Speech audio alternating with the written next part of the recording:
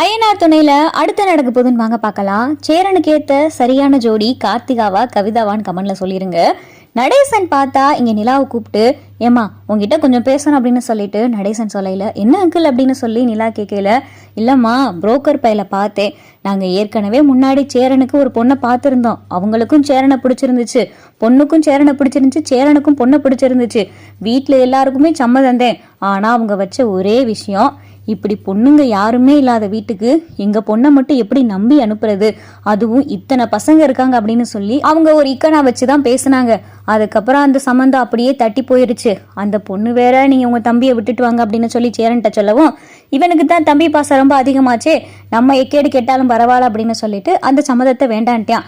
இப்ப அதே புரோக்கர் பைய, அந்த பொண்ணு இன்னும் கல்யாணம் ஆகாதான் இருக்கு, நீங்க வேணா அந்த பொண்ணுகிட்ட போய் பேசி பாருங்க அப்படின்னு சொன்னான். நீ போய் பேசி பாக்குறியாமா அப்படின்னு சொல்லிட்டு இங்க நிலாட்ட சொல்லவும், அப்பதான் நிலா கேட்டுட்டு, இதை ஏன் அங்கிள் நீங்க முன்னாடியே சொல்லல அப்படின்னு சொல்லிட்டு நிலா கேட்கவும், இல்லம்மா இப்பதான் அந்த புரோக்கர் பைய சொன்னேன் அப்படின்னு சொல்லிட்டு நடேசன் சொல்றாரு. சரி அங்கிள், நானும் சோழனும் போய் அவங்க வீட்டுல பேசி பாக்குறேன் அப்படின்னு சொல்லி நிலா சொல்லிடுறாங்க. அடுத்து நிலா பார்த்தா சோழனை கூட்டிட்டு அந்த கவிதா வீட்டுக்கு போறாங்க. அங்கே போய் பார்த்தா சோழனை பார்த்த உடனே வாங்க வாங்க அப்படின்னு சொல்லிட்டு இங்கே கவிதாவுடைய அப்பா அம்மாலாம் பேசவும், அங்கே பார்த்தா கவிதாவும் வராங்க.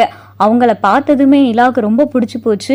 இவ்வளோ நல்லா இருக்காங்க, இவங்க கண்டிப்பா சேரனனுக்கு பொருத்தமான ஜோடி அப்படின்னு சொல்லிட்டு நிலா மனசுக்குள்ள நினைக்கிறாங்க.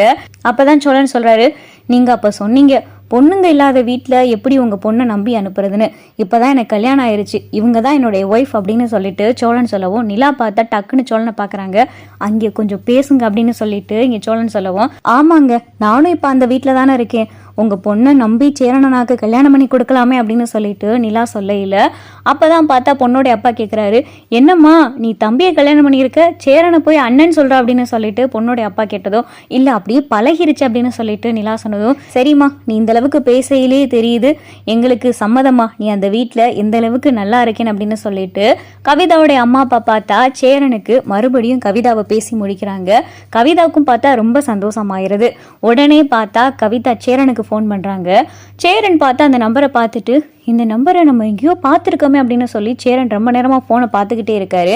அப்பதான் கூட வேலை பார்க்குறாரு. பார்த்தா, அண்ணே என்னண்ணே ஃபோன் அடிச்சுக்கிட்டே இருக்கு, ஃபோன் எடுக்காம ஃபோனையே பார்த்துக்கிட்டு இருக்கீங்க அப்படின்னு சொன்னதும், இந்த எடுக்கிறேன் அப்படின்னு சொல்லிட்டு சேரன் பார்த்தா ஃபோன் அட்டன் பண்ணி பேசுறாரு. அங்கே கவிதா பார்த்தா ஹலோ அப்படின்னு சொன்னதுமே சேரனுக்கு டக்குன்னு கவிதா வாய்ஸ் தெரியுது.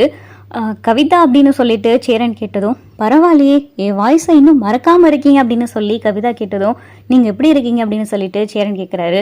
நான் நல்லா இருக்கேன், நீங்க எப்படி இருக்கீங்க அப்படின்னு சொல்லிட்டு இங்க பார்த்தா கவிதாவும் கேட்டுக்கிட்டு இருக்காங்க. சரி என்ன இப்போ ஃபோன் பண்ணிருக்கீங்க அப்படின்னு சொல்லிட்டு சேரன் கேட்டதும், இல்ல இன்னைக்கு எங்க வீட்டுக்கு உங்க தம்பி சோழனும் அவருடைய ஒய்ஃப் நிலாவும் வந்திருந்தாங்க அப்படின்னு சொல்லி கவிதா சொல்லவும், அவங்க எதுக்கு அங்கே வந்தாங்க அப்படின்னு சொல்லிட்டு சேரன் கேட்கிறாரு. எதுக்கு, நம்ம 2 பேத்துக்கும் கல்யாணம் பண்றது அப்படின்னு சொல்லிட்டு கவிதா சொன்னதும், அப்பதான் பார்த்தா சேரன், கல்யாணமா அப்படின்னு சொல்லிட்டு கேட்கிறாரு. நீ பாருங்க பாருங்க, நான் ஒன்றும் உங்க தம்பியெல்லாம் விட்டுட்டு வர சொல்ல மாட்டேன், நான் கல்யாணம் பண்ணேன்னா உங்க தம்பி கூட உங்க கூட எல்லாரு கூடயும் இருக்கிற மாதிரி தான் இருக்கும் அப்படின்னு சொல்லிட்டு கவிதா சொன்னதும், என்ன சொல்றீங்க அப்படின்னு சொல்லிட்டு சேரன் கேட்கிறாரு. எங்க வீட்டுல முன்னாடி போட்ட கண்டிஷன் என்னன்னா, உங்க வீட்டுல பொண்ணுங்க இல்ல, ஒரு 5 பசங்க மத்தியில எப்படி இருக்கிறது அப்படின்றதுக்காண்டி தான் எங்க வீட்டுல அந்த சம்மதம் வேணான்னு சொன்னாங்க. அதான் உங்க தம்பியோடைய ஒய்ஃப் நிலா இருக்காங்கல்ல, அவங்க தான் சொன்னாங்க, இப்பதான் நான் அங்கே இருக்கல, நானும் ஒரு பொண்ணு தானே, அப்ப நீங்க உங்க பொண்ணை நம்பி அனுப்பலாம் அப்படின்னு சொல்லிட்டு எங்க அம்மா அப்பாவை பேசி கன்வின்ஸ் பண்ணிட்டாங்க.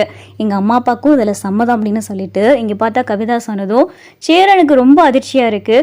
சரிங்க அப்படின்னு சொல்லிட்டு சேரன் பார்த்தா போனை வச்சிடறாரு. வீட்டுக்கு பார்த்தா சேரன் விறுவிறுன்னு வராரு.